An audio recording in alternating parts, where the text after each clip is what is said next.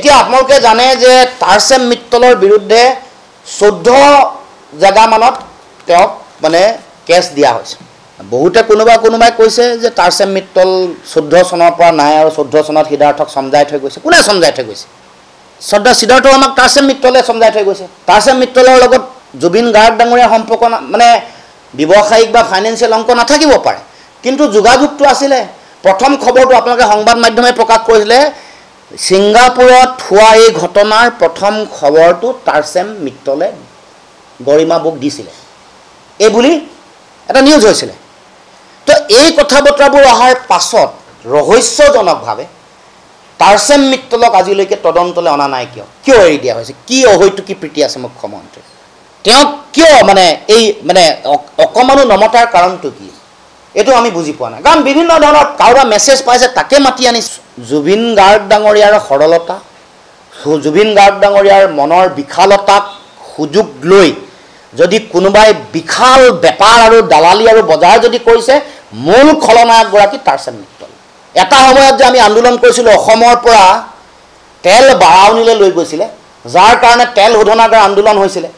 যাৰ কাৰণে এটা সময়ত তেল অৱৰোধৰ আন্দোলন হৈছিলে এই টাৰচেম মিত্তল হৈ গ'ল বাৰাউনীৰ শোধনাগাৰটোৰ নিচিনা শোষণটো বেলেগত থাকি কৰি থাকে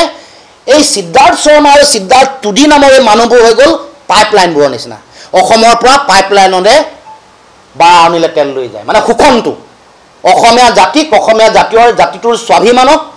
এনেকৈ মুখৰ সন্মুখত ৰাখি এতিয়া বহুতে কিবা কিবি কৈ থাকে টাৰচেম মিত্তলে মুম্বাইলৈ গৈ আমুক কৰিছে তামুক কৰিছে আৰে ফাউণ্ডেশ্যনটো কি হিৰো ৰেঞ্জাৰ চাইকেল লৈ আহি মানে জুবিনদাৰ ওচৰত সহায় আশীষ লৈ আশীৰ্বাদ লৈ মুম্বাইলৈ গৈ সুনিধি চৌহান কাৰোবাৰ কোনোবা অৰিজিৎ শৰ্মাৰ ইভেণ্ট মেনেজমেণ্ট কৰিছে এইটো ডাঙৰ কথা নহয় ফাউণ্ডেশ্যন ক'ত বনিছে আধাৰ ক'ত বনিছে আধাৰ বনিছে জুবিন গাৰ্গ ডাঙৰীয়াৰ ওচৰত গতিকে মই ফটোৱে বনাইছোঁ এইটো মানে টাৰচেম মিত্তল হৈ গ'ল মানে বাৰাউনী শোধনাগাৰ নিচিনা অসমক শোষণ নিষ্পেষণ কৰা এটা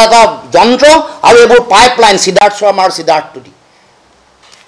এইবোৰ কথাও আলোচনালৈ আহিব লাগিব এৰি দিয়া নহ'ব এইবোৰ কথা কোনোবাই নিজৰ ব্যৱসায়িক স্বাৰ্থত এৰি দিব পাৰে দ্বিতীয় কথালৈ আহোঁ আচ্ছা এই অনিতা ডেকা বুলি কোৱা যিগৰাকী মানে আমাৰ অভিযুক্ত এগৰাকীৰ পত্নী তেওঁ নিৰ্বিঘ্নে চিল কৰি থকা ঘৰটোলৈ অহা যোৱা কৰিছে আছে কিন্তু আপোনালোকে জানিব যে ট্ৰেন্স MMS প্ৰাইভেট লিমিটেডৰ অন্যতম স্বত্বাধিকাৰী হৈ গ'ল অনিতা ডেকা যিগৰাকী শ্যামকানুৰ মহন্তৰ সহধৰ্মিনী আৰু তেওঁ নৰ্থ